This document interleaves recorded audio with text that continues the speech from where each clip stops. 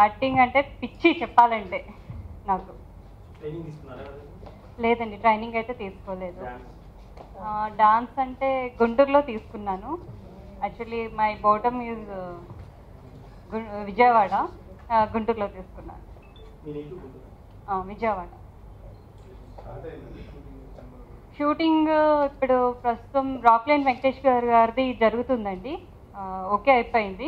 ఇంకా 2-3 మూవీస్ అవి నాకు అంత ఐడియా లేదండి, మా మేనేజర్కి తెలుసు.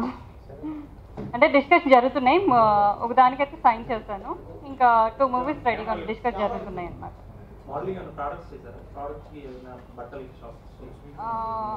యాక్చువల్లీ చెన్నై వాళ్ళది ఒకటి చేశానండి, మిస్ కర్ణాటక అయిన తర్వాత ఒకటి చేశాను, బట్టల్ వాళ్ళది.